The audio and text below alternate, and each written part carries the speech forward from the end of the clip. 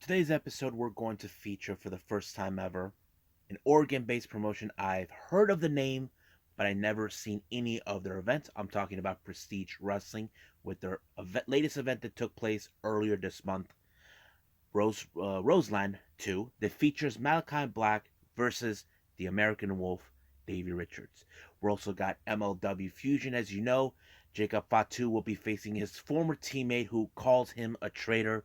We're talking about the Black Hand of Contra, Mads Krugger. And of course, we got NXT UK with the Tag Team Championship on the line between challengers Ashton Carter, Oliver Smith versus Mustache Mountain. Who will walk out? Will it be the challengers or the champions? And of course, we will not forget what took place in Impact Wrestling this past Saturday in No Surrender with the biggest shocker that took place. As you know, Bullet Club had a shift change. And of course, Honor No More are here to stay. But what does this mean for Impact Wrestling? How will they survive knowing they were invaded by a group who has no respect for others? And of course, we got some more news updates regarding the collective, and of course, more on an upcoming event by Prestige Wrestling. So, let's get ready for another episode of the Deleted Wrestle Zone.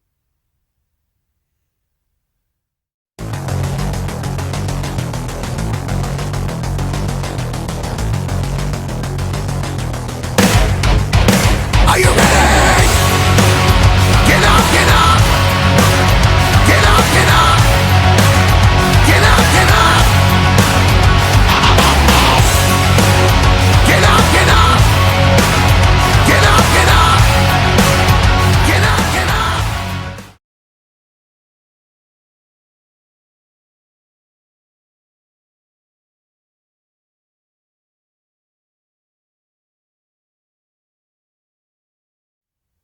Welcome everybody to Deleted Wrestle Zone, all things that it's pro wrestling with AEW, NXT, New Japan Pro Wrestling, Impact Wrestling, the National Wrestling Alliance, various promotions, wrestlers, matches, and championships. I am your host, Jay right here. So, as I said before, this is the first time I actually get to review a Prestige Wrestling, which is an Oregon-based promotion. I heard of the name, but I never seen any of their events. I heard some good things coming from them, from various people that seen it. I'm very curious to see how this event goes, and I'll give you guys my thoughts and what do I rate this one. So the name of this event is called Roseland, and it took place on the 2nd of February of this year.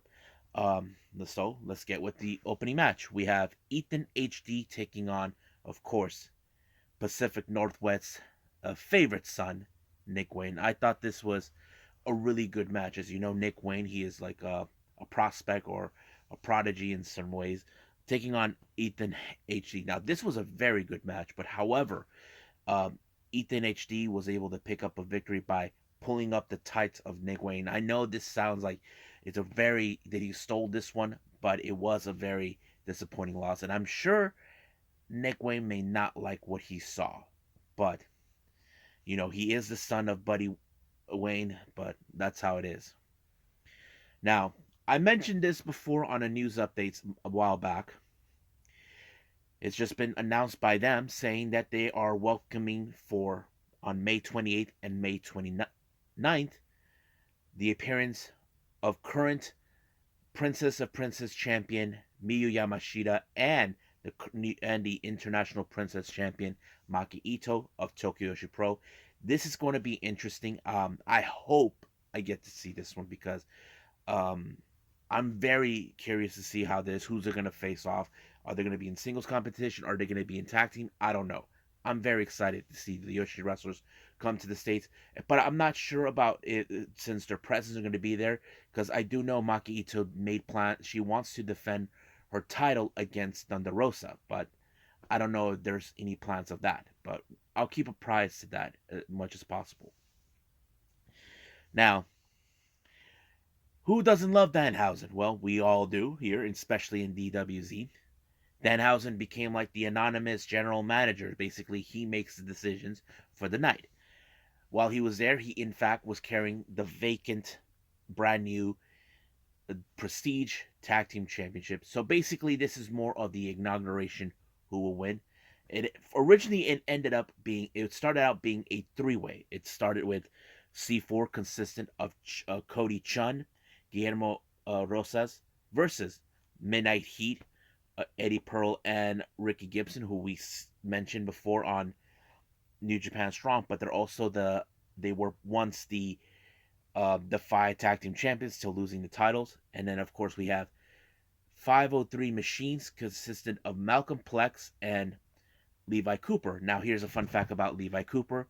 I just found out this guy is in fact formerly known as Tucker of the Heavy Machinery from WWE. Yes, folks, he's back in wrestling. He's actually wrestling here. I'm glad to see him. Now, like I said, this was supposed to be a three-way match. It ended up being a four-way. Basically, the resident superhero of Prestige named Jaden appeared, and he found a tag team partner, someone he's familiarized with from the very first Roseland event, which was a scramble match.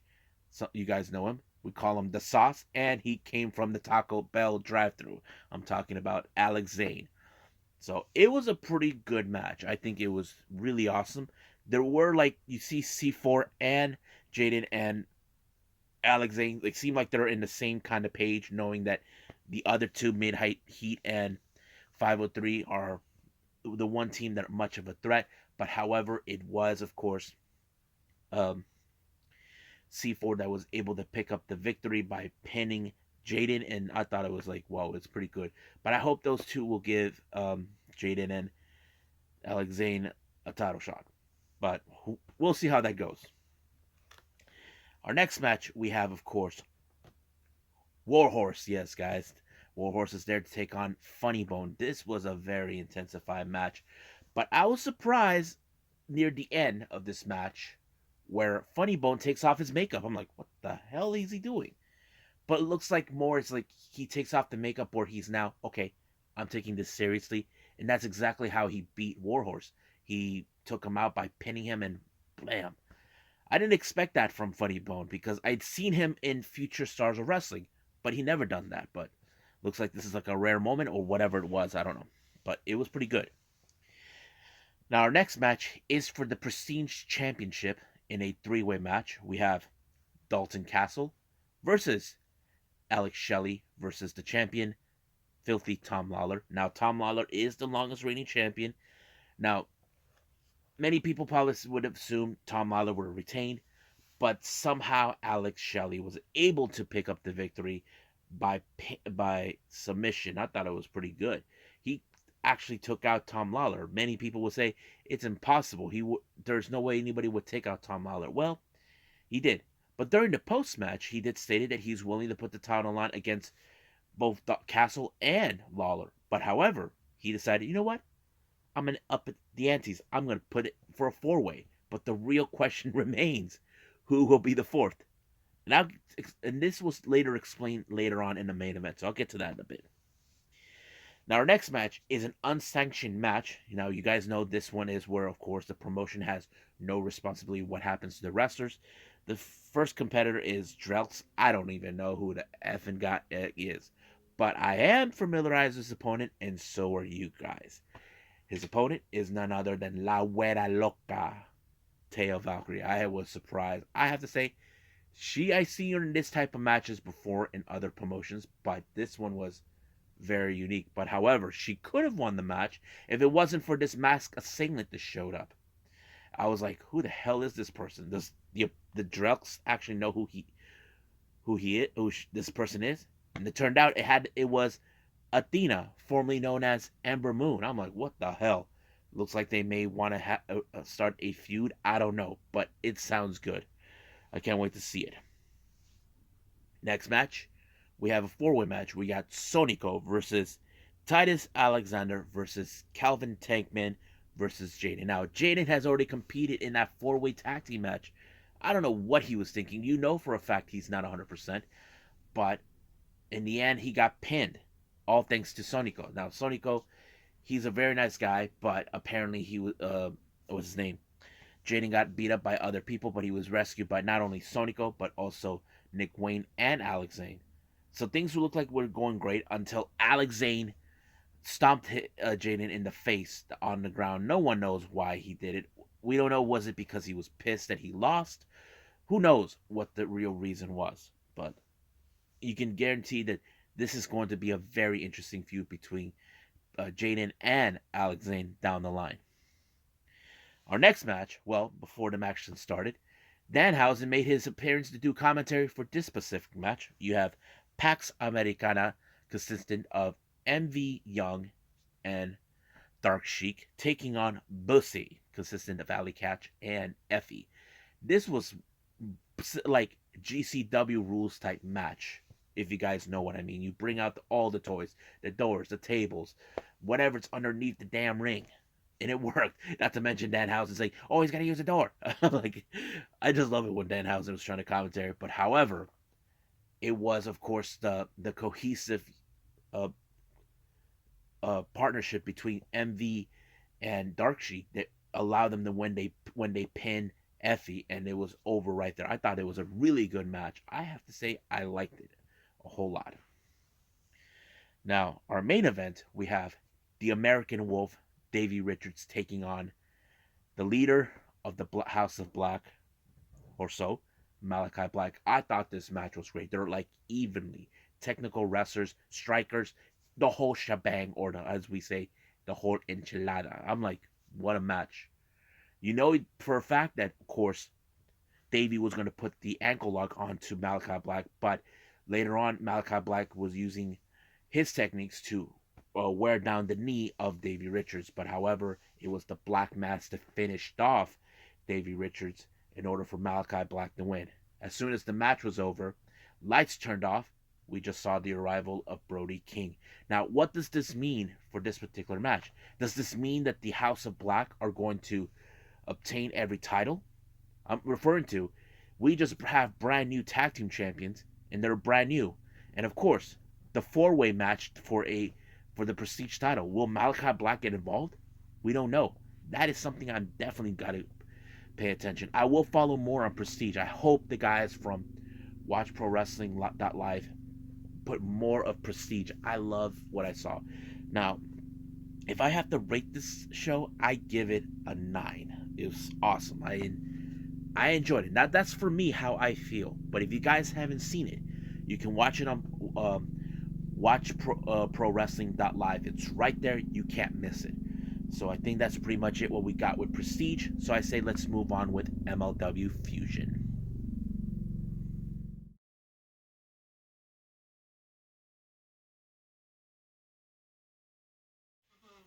Okie dokie. So we got the latest MLW Fusion 134. Now keep in mind we're still coming out from the travesty betrayal of Richard Holiday and Alicia Tutu Hammerstone. However, interviewer Emilio Sparks decided to get information related to Hammerstone's betrayal. And the one person he decided to turn to is EJ Induka. Now, while they were on their trip in Mexico, Induka was in the office of Cesar Duran.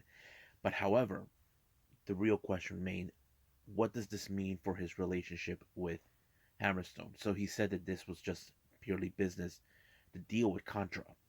So basically, he has nothing else to say about it, even though those are questioned. But we'll see what happens then. Now, our first match we have is a sort of unorthodox trios mix tag match, whatever you call it. We have Aries teaming with Gino Medina and, of course, Mini Abismo Negro taking on El Dragon and Aramis. Now, Mr. Saint Laurent shows up and said that he found the perfect wrestler, and he brought in this guy named Microman, a very small mini guy. And it was a fun match with him and all this. It was like really great. Like he was the actual story in this match, and I thought it was pretty great. However, things did not go well for Gino Medina. He took this personally. He felt embarrassed that he lost to a mini. Even one of the interviewers in ringside wanted to talk to him.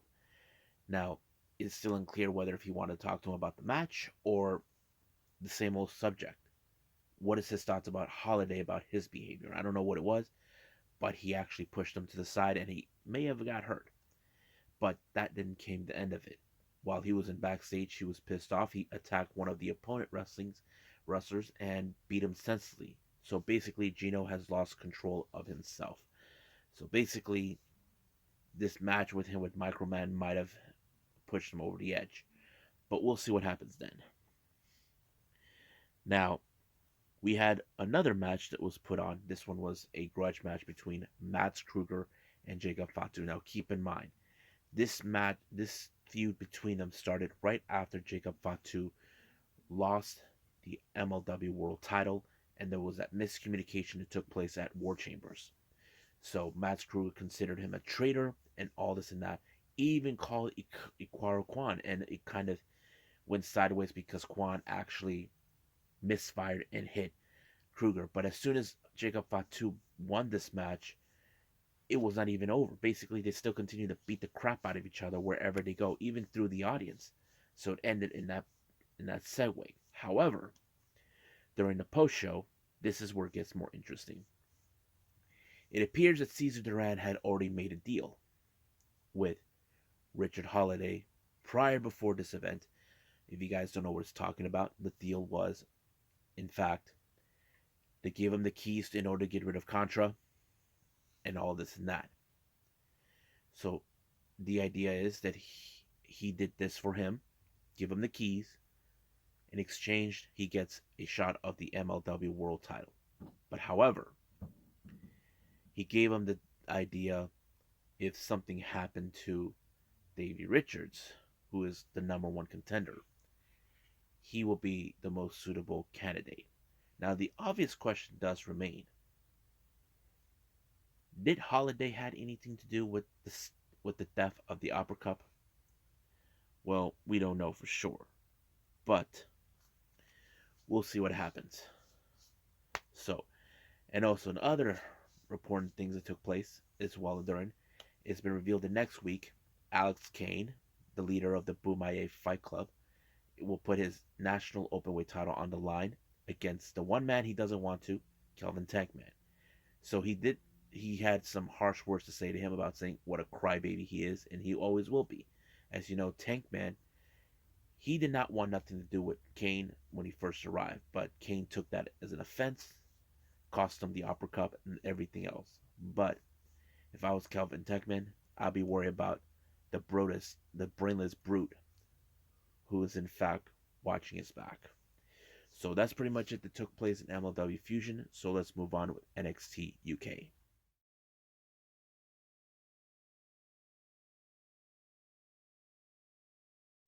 Okay, NXT UK opened up with the French Hope taking on the sort of tender tantrum Zaya Brooks. As you know, ML has been one of those people, WWE female superstars who have been really elevating herself, while Zaya Brookside is complaining, always talking to her dad, who we all know is a famous wrestler. But the real question is, was she fully prepared against ML? Well, to be honest with you, yes and no. But it was a pretty interesting match to see. But once again, the temper tantrum with Zaya Brookside never seems to go away, and that's the reason she ends up on a losing streak if she lets it happen. But fortunately, the French Hope overcome this match and won it, as always. Now, last week, as you know, Jake Stars was trying to prove that he wants to earn the respect of the Mad Bomber, Dave Mastiff. So he put him in the Bomber Challenge.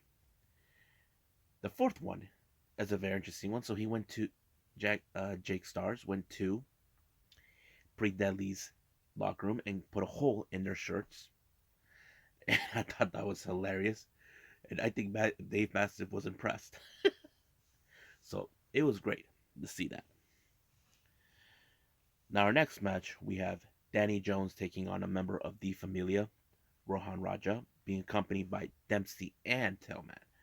This match would prove to be a little bit difficult with Rohan, but as you know, losing is no longer an option because, as you know, what was it? 2 weeks ago, Tailman was feeling that he failed, that he never considered himself as a loser. But Dempsey reminded him, what if this was a blessing to show that even though they failed, they can learn from this, and that kind of became their strength. And of course, because of that, it did give Rohan Raja to pick up a good victory when he put him away. But unfortunately, Jones ended up on the wrong side of a beatdown from Di Familia. Now, later on in the entire thing, A Kid confronted Charlie Dempsey, asking him, why did you do that? I thought you were better than that. So basically, Dempsey's like, well, things change. So that kind of tells its story. But the real question does remain, are we going to see a feud between both Kid and Dempsey? Well, that is a good question. Now, recently in the past, have you guys noticed, Gallus has always been a bit disruptive when it comes to Umdar being the Heritage Cup. So Umdar and Shaw Samuels have demanded they suspend indefinitely Gallows, but Johnny Sink decided he's going to give Joe Coffey a shot of the Heritage Cup. And of course, doesn't go well, but it did say that next week Shaw Samuels will be facing against his brother Mark. So that's going to be an interesting match to watch. Now, we did see the celebration honoring Meiko Satomura, who's a defending champion. However, the entire thing was interrupted by the White Witch herself, Isla Dawn. It's still unclear what she's trying to do, but it's clear that she may want to have a shot of the women's title. So she took her out, left her laying. So the real question is, when will that match happen? Will it happen? I say it could happen. But we'll see when it's announced, either throughout before next week, but I'll keep it apprised of that. Now, coming from last week, Sam Gradwell is not in a happy mood. As you know, the cockroach, Kenny Williams, cut his mohawk off. And of course, Kenny probably is somewhere laughing his butt off, somewhere in his little rotten hole. So basically, this is going to be an interesting feud between Gradwell and the cockroach. Now, in response of what happened last week, Nathan Frazier, as you know, had to pick a victory against Tailman. So he called a shot. So he called out Ilya Dragunov for the NXT title, the NXT UK Championship. However, Dragunov understood. He sees Frazier in the same kind of position that he was. You see, Ilya Dragunov was in that same kind of predicament. He went for a title shot, he lost. That kind of puts it in a way. So he knows that he's not ready. But however, he's going to grant him his request. Now our main event is the NXT UK Tag Team Championships. We have the challengers Ashton Smith and Oliver Carter taking on Mustache Mountain, Tyler Bate, and Trent Seven. I thought this match was great. But however, I don't know what to call the ending. It felt like either they messed up or something. I don't know. It was weird because it looks more like either there was like, you know how it is when a certain part of the body, when we are underneath, it's out there where the referee should see it. I don't know exactly if that's what happened, but the referee went and gave the match to Mustache Mountain to retain the titles. So basically, a win is a win, but now the obvious question is, who will be the next competitors, the challenge for the titles? Well, we'll see about that. Hopefully they do another tournament or someone will step up the plate. So we'll see when that day happens. Right now, I believe we should move on and end it with Impact Wrestling.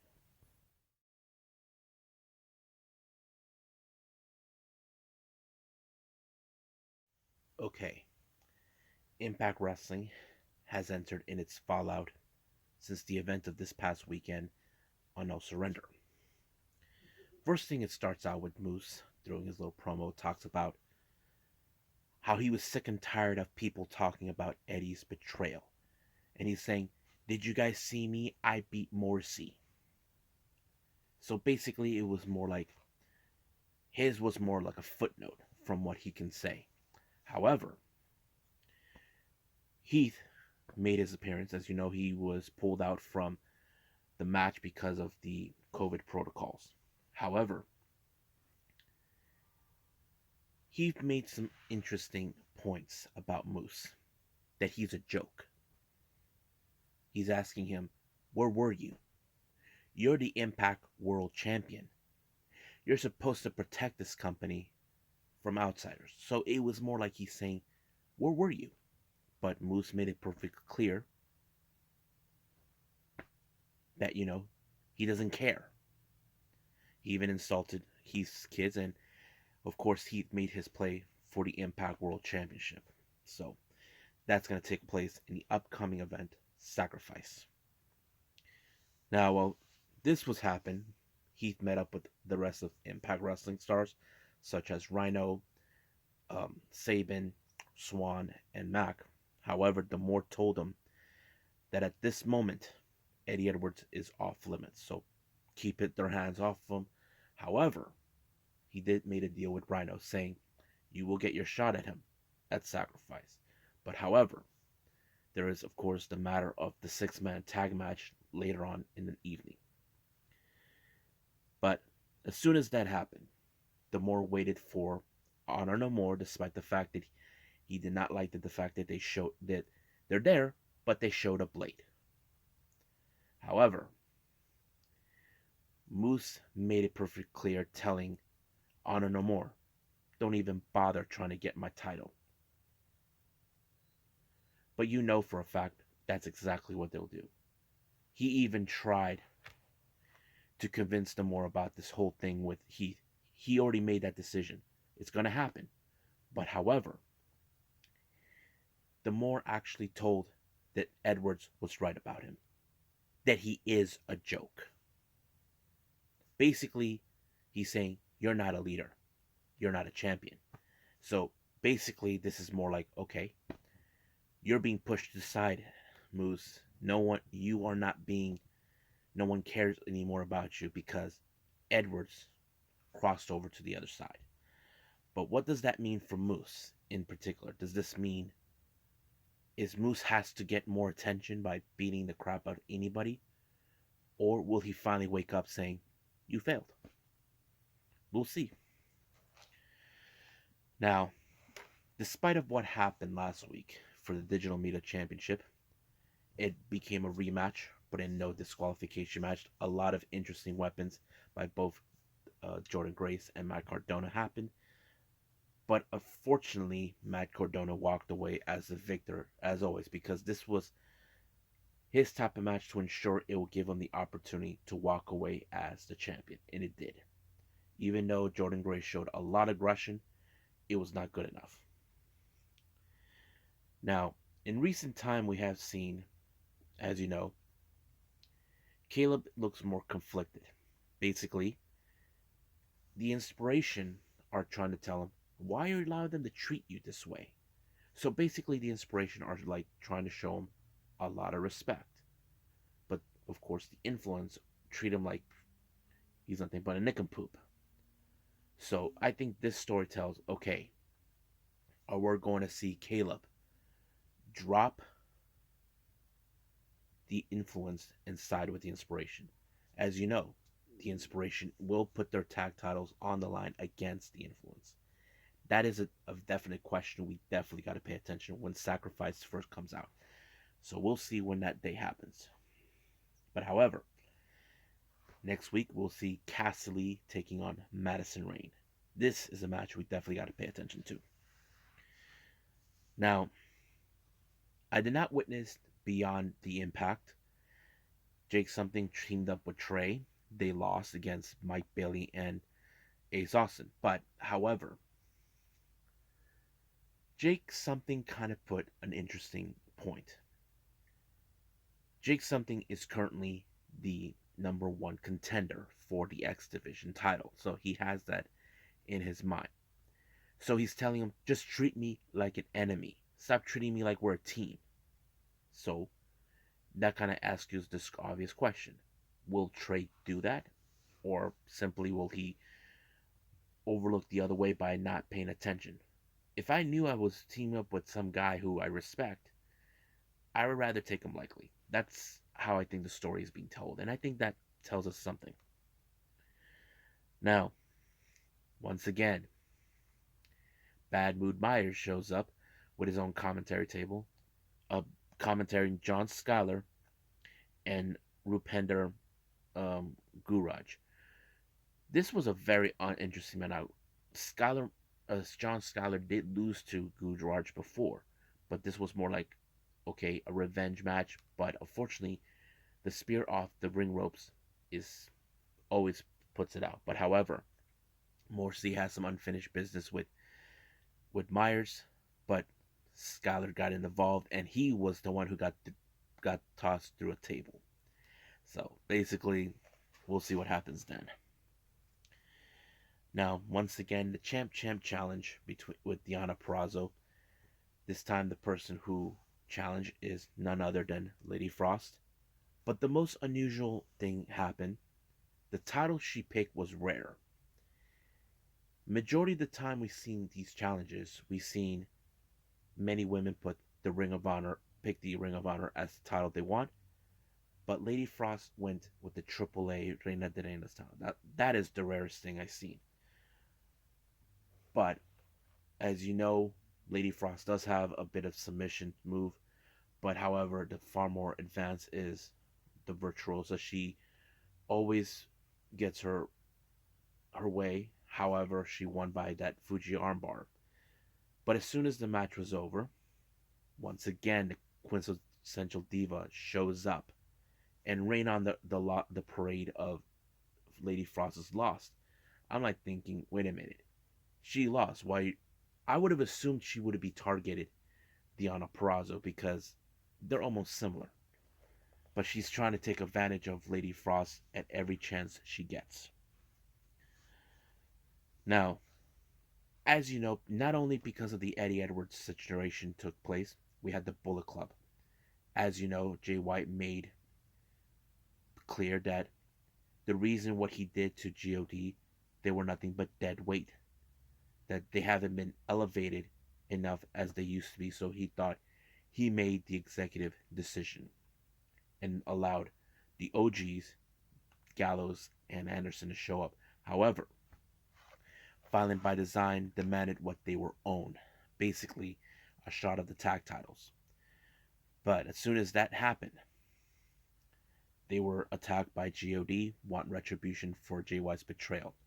But it's now been confirmed that on Sacrifice, Alex Shelley will be challenging his former student. I'm talking about Jay White. So basically, this is going to be an interesting student versus teacher. So that's going to be awesome to watch. Now, our next match, we have Outlandish Zicky Dice taking on Jonah. Now, you probably would guess Jonah already squashed him, which he did, and then with the power bomb, and then he decided to finish him with some more with the tsunami. However, once he got backstage, Gil Kim was not impressed for what he did. That he can't just go on and tsunami everybody. However, Jonah did say that he wants real competition, and fortunately, she gave him one. And that competition is none other than Honor No More's Monster PCO. Jonah liked that, so he'll have him at Sacrifice. But I don't know what's Johnny Swinger trying to do. He wanted a match against Jonah, which he lost the last time. So it's going to happen next week. I'm sure that, he's going to get squashed too with the tsunami.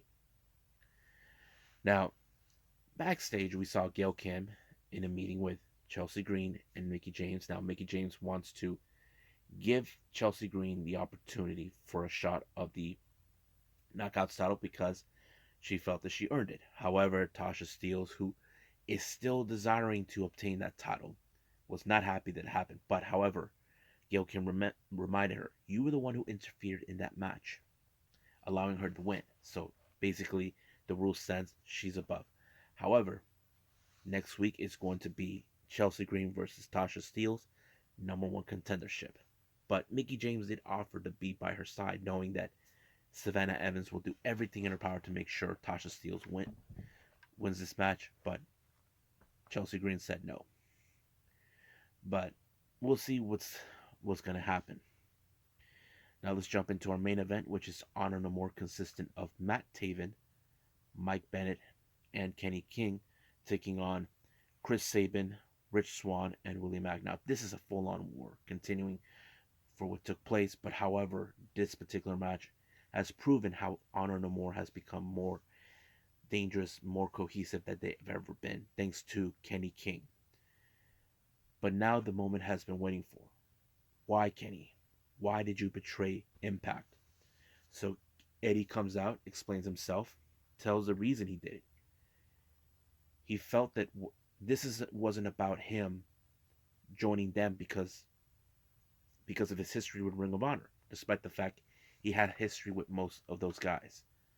This is about something else that he saw in Honor, or as you know, Ring of Honor kind of went on a hiatus, let go of everybody. They believe there's a corruption in the system, and they felt this. And Eddie's starting to see Impact went in that same direction, and he explained it. It happened when Kenny Omega defeated Rich Swann for the Impact World title. However, he felt that it should have been him to be the hero. You know, you had Sami Callihan, Moose, many others who tried to regain that title back from Kenny, but as you know, a familiar face brought that title, won that title, but in fact, the person who won it was Josh Alexander. He was considered as the hero, and of course, it ticked off Eddie Edwards. He felt that he should have been the hero, but he felt that the entire Impact locker room, especially guys from the management and the more, turned their backs on him. Even Alicia Edwards confronted him about it. He told him, this is about them betraying me. But I think right now the real question does remain. What will Impact Wrestling will say? Did Eddie Edwards felt betrayed by them? Or was it something else? We don't know. As soon as Eddie Edwards took off with Honor No More, you can tell that they want Alicia Edwards to side with him. That they know, we're right. Join us. We're right. But the real question remains, will Alicia Edwards side with her husband or become an enemy? That's the obvious question. So right now we can't wait to see what's going to take place in the upcoming weeks before Sacrifice. So I think that's pretty much it what we got. So I think it's now time for some news updates.